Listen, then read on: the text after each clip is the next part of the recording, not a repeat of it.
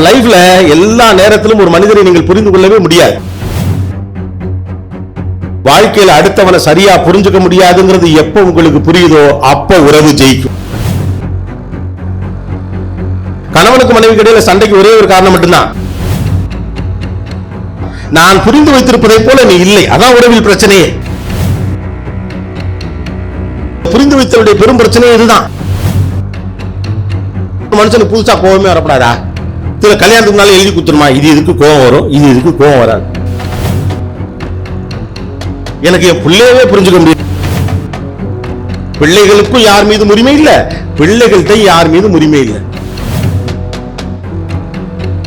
யார்கிட்ட வாங்குற உரிமை இருக்கோ அவங்களுக்கு தேங்க்ஸ் சொல்லாது, அவ்வளவுதான். அது அசிங்கம். உறவும் சாமியும் ஒண்ணு, கஷ்டம் வந்தா மட்டும் போய் நிற்போம். ரைட்டு தானே?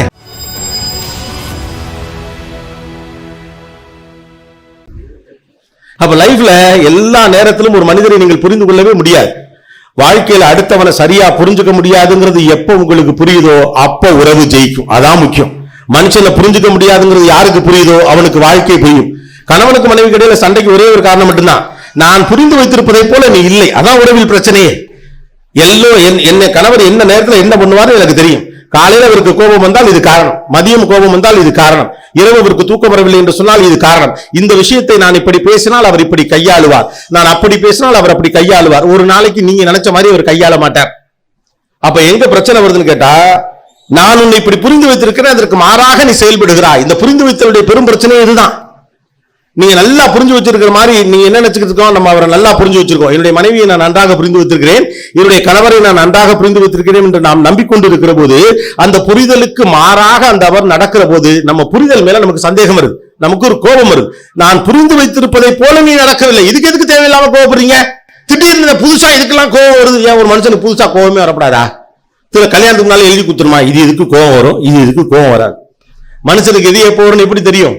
அப்ப முழுமையாக புரிந்து கொள்ள முயற்சிக்கிற போது ஏற்படக்கூடிய முதல் சிக்கல், என்னுடைய புரிதலுக்கு விரோதமாக என்னுடைய கணவரோ மனைவியோ நடக்கிற போது அந்த உறவிலே பிரச்சனை ஏற்படுகிறது. மூன்றாவது மனிதனால் வரக்கூடிய பிரச்சனை என்பதை விட பக்கத்தில் இருக்கக்கூடிய மனிதர்களால் வரக்கூடிய பிரச்சனைகள் தான் அதிகம். எனக்கு என் பிள்ளையவே புரிஞ்சுக்க முடியல. உறவு சிக்கல்ல பெரும் சிக்கல் இப்ப பிள்ளைகளை புரிஞ்சுக்க முடியாத சிக்கல் தான். திடீர்னு வேற மாதிரி பேசுறான் இல்லையா? என்கிட்ட நிறைய பேரும் சொல்லியிருக்காங்க, இவனுக்கு ஏதாவது அட்வைஸ் பண்ணுங்க, நான் சொல்றது அவன் கேட்கவே மாட்டேங்கிறான், என்ன புரிஞ்சுக்கவே மாட்டேங்கிறான். 6 வயசு பைய 32 வயசு அம்மாவை புரிஞ்சுக்கணுமா? இது எந்த ஒரு நியாயம்? 6 வயசுல இருக்க பையல நாம புரிஞ்சுக்க மாட்டோமா? அவன் அம்மாவை அவன் புரிஞ்சுக்கமா? அம்மா படுற கஷ்டத்தை நீ புரிஞ்சுக்க மாட்டேன். இதை சொல்லி பயலுக்கு அம்மா கஷ்டம்னு சொன்னாலே சிரிச்சிடுறாங்க. கவனிச்சு பாருங்க. அப்பாக்கள் மாதிரி கிடையாது அம்மாக்கள். இந்த விஷயத்துல அப்பாக்கள் பெருசா ரெசிப்ரிகேஷன் எல்லாம் பண்ண மாட்டாங்க. அம்மாக்கள், தம்பி இன்னைக்கு தேங்காய் சட்னி வைக்கல, மிளகாப்பொடியை மட்டும் தொட்டு தின்னுனா மா கடுப்பாயிரம், ஒழுங்கா ஏதாவது சட்னி வை அப்படின்னா, உன்னை எவ்வளவு கஷ்டப்பட்டு பெத்தம் தெரியுமா? எது மிளகாப்பொடி வச்சதுக்கெல்லாம் இதுவா? அம்மா விட்டு தொலையுமா, வெறும் இட்லி வேணாலும் திங்கிறமா, தயவு செய்து டயலாக் எடுக்காது. எது கேட்டாலும் உன்னை பெத்தெடுக்க எவ்வளவு சிரமப்பட்டு தெரியுமா? அப்பா ஒரு நாளும் சொல்லவே மாட்டார். ஓகே, அவர் ஒன்றும் பெருசா கஷ்டமும் படல, அது வேற விஷயம். ஆனா உன்னை பெத்தெடுக்க எவ்வளவு சிரமப்பட்டு தெரியுமா, உன்னை வளர்க்க எவ்வளவு சிரமப்பட்டு தெரியுமா அப்பாக்கள் அடிக்கடி சொல்ல மாட்டாங்க. அம்மாக்கள் மறுபடி உறவை நிரூபிக்க முயற்சிக்கிறார்கள். உறவின் இரண்டாவது பெரும் சிக்கல் அதை நிரூபிக்க முயற்சிப்பதுதான். உறவு என்பது உணர்வது, நிரூபிப்பது அல்ல. உறவு என்பது உணர்வது, அது நிரூபிப்பது அல்ல. அவர் என்ன நினைக்கிறாரு எனக்கு தெரியும், அவ்வளவுதான், முடிஞ்சு போச்சு. அதை ப்ரூவ் பண்ணணும் அப்படிங்களா? ஆதர்ச தம்பதிகள் என்று உலகத்திற்கு அறிவிக்க வேண்டிய எந்த அவசியமும் இல்லை. Taste and interest are common இந்த உலகத்துக்கு அறிவிக்க வேண்டிய எந்த அவசியமும் இல்லை. கடைசி வரைக்கும் நேர்மறையான ரசனை கொண்ட அற்புதமான தம்பதிகளை நான் பார்த்தது உண்டு. அவருக்கு காரம் பிடிக்கவே பிடிக்காது, இந்த அம்மாவுக்கு காரம் தான் பிடிக்கும். அந்த ஆளு சிவப்பு கலர் பிடிக்கவே பிடிக்காது, இந்த அம்மாவுக்கு சிவப்பு கலர் தான் பிடிக்கும். அந்த ஆளு சில மனுஷங்களை பிடிக்கவே பிடிக்காது, இந்த ஆளுக்கு அந்த அம்மாவுக்கு அந்த மனுஷங்களை மட்டும்தான் பிடிக்கும். இந்த ஹீரோ அவருக்கு பிடிக்காது, அந்த ஹீரோ அவருக்கு பிடிக்கும். இந்த ஹீரோயின் அவருக்கு பிடிக்காது, இந்த ஹீரோயின் அந்த அம்மாவுக்கு பிடிக்கும். இப்படி நேரெதிரான ரசனை, சிந்தனை, உணவு, பழக்கம், வழக்கம் எல்லாவற்றையும் தாண்டி ஆதர்சமான தம்பதிகளாக அவர் 50 ஆண்டுகளை கடந்தவர்கள்லாம் இந்த உலகத்தில் ஒன்று எப்படி இருந்துச்சு? நேர்மாறான சிந்தனை கொண்டவர்கள் தானே. ஒத்த வேவ்லென்த்ல இருக்கணும், அப்பதான் ரிலேஷன்ஷிப் நல்லா இருக்கு. இதெல்லாம் நாமளா இந்த உறவை சிலபஸ் ஆக்கின பிறகு கண்டுபிடிச்சது. என்னுடைய பர்சனல் ஸ்பேஸ்க்கு யார் இடம் கொடுக்குறானோ அவன் தான் பெஸ்ட் ஃப்ரெண்ட். உங்க பெஸ்ட் ஃப்ரெண்டு உங்க பர்சனல் ஸ்பேஸ்க்கு இடமே கொடுக்க மாட்டான். சொல்றி ஏன் ஒரு மாதிரி இருக்க சத்தினே அமைதியா இருக்க, அது எப்படி அமைதியா இருக்க முடியும்? ஏன் மூஞ்சி இப்படி இருக்கு நான் கேட்கிறேன் சொல்ல மாட்டேங்கிறேன். அப்படி ஆக்சுவலா அவங்களுக்கு அவங்க தொந்தரவா தெரியுறாங்க. அவள் தான் உரிமைப்பட்டவள். உரிமை தொந்தரவு செய்யும், தொந்தரவு செஞ்சாதான் அது உறவே. ரைட் தானே? உங்களுக்கு தொந்தரவு பண்ணப்படாது, ஹெல்ப்ஃபுல்லா இருக்கணும். அப்படி ஒரு பீஸ் இன்னும் கண்டுபிடிக்கல. நான் கமிட்டல் ரிலேஷன்ஷிப், ஃப்ரெண்ட்ஸ் ஆஃப் கன்வீனியன்ஸ்ங்கிற மாதிரி ரிலேஷன்ஷிப் ஆர் கன்வீனியன்ஸ் மாத்தி வச்சிருக்கோம். நீ என்னிடம் உரிமை எடுத்துக்கொள்ள முடியாது, ஆனால் நீ என்னோட உறவாக இருக்க வேண்டும். நான் சொல்லுகிற நேரத்தில் மட்டும் நீ வர வேண்டும். அப்படிதான் எதிர்த்தரப்புல இருக்கக்கூடிய இன்னொருத்தர் நினைக்கிறாங்க. இதனுடைய பெரிய சிக்கல் என்ன அப்படின்னு கேட்டா, இந்த உறவுகளை நீங்க குறைச்சு கட் பண்ணி போகிற போது இது பிள்ளைகளுக்கு ஆபத்தாக விடுகிறது. நீங்கள் தீர்மானிக்கக்கூடிய மனிதர்கள் மட்டுமே இந்த பிள்ளைகள் உறவு பாராட்ட வேண்டும் என்ற எண்ணத்தை நோக்கி நகர்த்தப்படுவதால் பிள்ளைகளுக்கான உலகம் ரொம்ப சின்னதாயிடுச்சு. பிள்ளைகளுக்கும் யார் மீது உரிமை இல்ல, பிள்ளைகள்கிட்ட யார் மீது உரிமை இல்லை. ரைட்டு தானே? ஒரு காலத்துல நீங்களே உங்க வீட்டுல பார்த்திருந்திருக்கலாம், அத்தைக்காரி முன்னால உங்க பெத்த பிள்ளைய நீங்க கை வைக்கவே முடியாது. அவ்வளவுதான், ரகலை பண்ணிடுவாங்க. ஏன் முன்னால எப்படி நீ பிள்ளை அடிக்க போச்சுன்னு விட்டு அவங்க கையை பிடிச்சி இழுத்துக்கிட்டு வாடா மாப்பிள்ளைன்னு தர இழுத்துட்டு அவங்க வீட்டுக்கு போயிடுவாங்க. அதுக்கப்புறம் நீங்க போய் உங்களுடைய நாத்தனார சமாதானம் பண்ணி மன்னிப்பு கேட்டு, அவனுக்கு அன்னைக்கு போனீங்கன்னா அவன் பாத்தீங்கன்னா ஃபேனு காத்துக்கு கீழே உட்காந்து கறிக்குழம்பு தின்னுக்கிட்டு இருப்பான். நீங்க வெளுத்த பையன் எப்படி அடிக்க போச்சுன்னு. அதுக்கப்புறம் அவர் வந்தெல்லாம் பேசுவார், அண்ணங்காரெல்லாம் வந்து சரி விடுப்பா, ஏதோ கோபத்துல செஞ்சுட்டா அப்படின்னு இங்க பொல அழுவாங்க. ஏன்னா அது அவன் அல்ல, அது அண்ணன். அது அண்ணனின் முகம், அவள் தந்தையின் முகம். அந்த வீட்டினுடைய அவங்களுக்கு பொண்ணே இருக்காது. மாப்பிள்ளைன்னு வாயார கூப்பிடுவாங்க, மரியாதை அவங்கதான் செய்வாங்க, எல்லா நல்லது கிட்டதும் அவங்கதான் பார்ப்பாங்க. தூங்கிட்டு இருக்க பிள்ளைய எழுப்பி ஏன் கூட்டிட்டு போறேன்னு சொல்லாம கூட்டிட்டு போய் ட்ரெஸ் வாங்கியாந்து வீட்டுல கொடுத்துட்டு போவாங்க. இப்ப மாதிரி தேங்க்ஸ் எல்லாம் சொல்ல மாட்டோம். ரைட்டு தானே? அவளுக்கு உரிமை உண்டு. இப்ப நாகரிகங்கிற பேர்ல எல்லாத்தையும் மாத்தி வச்சிருக்கீங்க.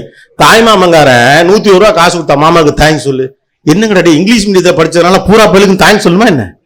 நானும் என் பிள்ளைகிட்ட ஒன்னே ஒன்று தான் சொல்லுவேன், யாருகிட்ட தேங்க்ஸ் சொல்லணுமோ அவங்கள்ட்ட வாங்காத, யாருகிட்ட வாங்குற உரிமை இருக்கோ அவங்களுக்கு தேங்க்ஸ் சொல்லாத. அவ்வளவுதான், அது அசிங்கம். என்னதுக்கு பூரா பேருக்கு தேங்க்ஸ் சொல்றீங்க? அது கல்ச்சர். நம்ம பள்ளிக்கூடத்துல சொல்லி கொடுத்தாங்க, எது கொடுத்தாலும் தேங்க்ஸ் சொல்லுங்க. சாக் பீஸ் டீச்சர் கொடுத்தா டீச்சர் தேங்க்ஸ், டீச்சர் திரும்பி டஸ்டரை மூஞ்சில விட்டு இருந்தா திரும்ப நம்ம கொண்டு கொடுத்துட்டு தேங்க்ஸ் வரும். அப்ப உரிமையை சிலபஸா மாத்த பிள்ளைகள் அந்நியப்பட்டு கொண்டே இருக்கிறாங்க. இதனால என்ன பெருசா ஆயிருப்போகுது? என் பிள்ளைக்கு தேவைப்படக்கூடிய அளவுக்கு சொத்து பத்து சேர்த்து வச்சிருக்கேன், பேங்க் பேலன்ஸ் இருக்கு, சொந்தமா தஞ்சாவூர்ல வீடு வாங்கி வச்சிருக்கேன், நில போல வாங்கி போட்டிருக்கிறேன், பிக்சட் டெபாசிட்ல பணம் கிடக்கு, மியூச்சுவல் ஃபண்ட்ல காசு கிடக்குது, எல்லா இடத்துலயும் காசு பணம் செட்டப் பண்ணி வச்சிருக்கேன், என் பிள்ளை நல்லா இருக்கும். கிடையாது. அப்படிலாம் இருக்கவே முடியாது. எல்லாம் நீங்கள் பலசாலியாக இருக்கிற வரை உங்கள் பணம் போதுமானது. என்றைக்கு பலம் இழக்கிறீர்களோ அன்றைக்கு மனிதன் அவசியமாகிறான். That's a more important space where you need to understand people. ஒரு நோய் போதும் மனிதன் எவ்வளவு முக்கியம் என்று நீங்கள் அறிந்து கொள்வதற்கு.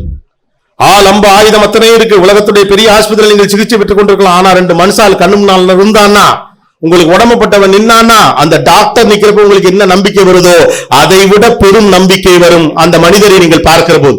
பலசாலியா நீங்க இருக்கிற வரைக்கும் உறவு உங்களுக்கு தேவையே கிடையாது. உறவும் ஜாமியும் ஒண்ணு, கஷ்டம் வந்தா மட்டும் போய் நிற்போம். ரைட்டு தானே?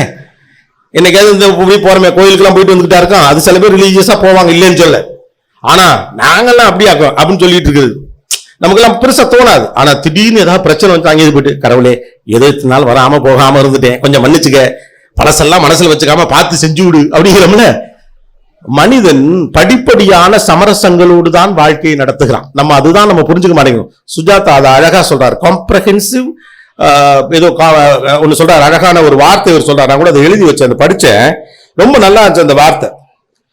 அதுல அவர் என்ன சொல்ல வர்றாரு, வாழ்க்கை என்பது ப்ரொக்ரெசிவான காம்ப்ரமைஸால் ஆனது, படிப்படியான சமரசங்களால் ஆனது. மனிதன் உறவை காப்பாற்றிக்க முடியாம போறதுக்கான காரணம் என் ஈகோவை விட உறவு பெரியதில்லைன்னு நம்ம நினைக்கிறான். இந்த பிரச்சனையில நான் தான் பெரியவன், என் உறவு பெரியதில்லைன்னு நினைக்கிறான். என்னை பெரியவனாக நிலைநிறுத்திக் கொள்ள எதை வேண்டுமானாலும் இழப்பதற்கு தயாராக இருக்கக்கூடிய மனிதன் உறவை பெரிதென்று என்றைக்கு நினைக்கிறானோ அன்றைக்கு அவன் ஈகோ விட்டுருவான். It's very simple thing. நீங்கள் என்னைக்கும் ஒரு காலத்துல சமரசம் செய்தே ஆக வேண்டும். இன்றைக்கு எதற்காகவெல்லாம் நீங்கள் மனிதர்களை தள்ளி வைக்கிறீர்களோ, எதற்காக எல்லாம் இந்த உறவுகளை ஒதுக்கி வைக்கிறீர்களோ, கல்யாண வீட்டுல எனக்கு முத பந்திக்கு கூப்பிடல, முத பத்திரிக்கை எனக்கு வைக்கல, சுருள் வச்சு கூப்பிடல, முறைப்படி சொல்லல, அன்னைக்கு 4 பேர் முன்னால அசிங்கமா பேசி விட்டான், இதை செஞ்சு விட்டாங்க, அதை செஞ்சு விட்டாங்க, அவங்க எப்படி செய்யலாம், எனக்கு புறத்தில் நின்று பேசி விட்டார்கள், என் ஈகோ ஹர்ட் பண்ணிட்டாங்க, இப்படின்னு 1000 காரணங்கள் சொல்லலாம். உண்மையிலேயே சொல்லப்போனா ஒரு காலத்திற்கு பிறகு இதெல்லாம் அற்பமாக உங்களுக்கு தோணும். 60 வயசுக்கு மேல தான் கேட்டேன், யாரெல்லாம் என்ன வயசுல இருக்கீங்க, அவங்கள்ட்ட எல்லாம் வீட்டுல போய் செக் பண்ணி பாருங்க. நீங்க யாரையெல்லாம் பழி தீர்க்க வேண்டும் என்று நினைத்தீர்களோ அவர்களோடெல்லாம் நீங்கள் ஒரு காலத்தில் நட்பு பாராட்ட முயற்சி செய்வீர்கள், துரோகத்தை கூட மன்னித்து விடுவீர்கள். மனித வாழ்க்கை என்பது படிப்படியான சமரசங்களால் ஆனது. சமரசம் செய்தே ஆகும். சமரசம் ஒரு மலினமான நிலை என்றோ, விட்டுக் கொடுத்தல் ஒரு மலினமான நிலை என்றோ, ஈகோவை விட்டுக் கொடுப்பது மலினமான நிலை என்றோ நீங்கள் இருந்து கொள்ள வேண்டிய அவசியமே கிடையாது. ஒரு கட்டத்துக்கு மேல உங்களுடைய போக்குகளும் விருப்பங்களும் மாறும். பகையாளிக்கு எதிராக உங்களை நிலைநிறுத்தி கொண்டே இருக்கிறதுன்னு ஒண்ணு இருக்குல்ல, அது ஒரு குறிப்பிட்ட வயசு வரைக்கும் தான். அதுக்கப்புறம் எதிர்பார்ப்புகள்லாம் மாற ஆரம்பிச்சோம். சுஜாதாவே அதை அழகா சொல்றார். சிறு வயதிலே கித்தார் கற்றுக்கொள்ள வேண்டும், உலகத்தை வெல்ல வேண்டும், விமானத்தின் வழியாக எதையோ செய்யணும்லாம் ஆசைப்பட்டேன். ஆனால் வாழ்க்கை என்பது இது மாதிரியான படிப்படியான சமரசங்களானது. இன்றைக்கு 70 வயதாகிறது எனக்கு. இன்னைக்கு பொறுத்த வரைக்கும் என்னுடைய இலக்குகள் ரொம்ப சொற்பமானதாக இருக்கிறது. காலையில எந்திரிச்சு கக்கா பிரச்சனை இல்லாம போனா போதும். கொஞ்சம் நல்ல நண்பர்கள் வேண்டும். ஒரு நாளைக்கு 4 புத்தகம் 4 பக்கமாவது படிக்கணும். மனநலம் நல்லா இருக்கணும், உடல் நலம் நல்லா இருக்கணும். இவ்வளவு மட்டும்தான். இந்த லிஸ்ட்ல பணமே இல்லைன்ட்டார் அவர்.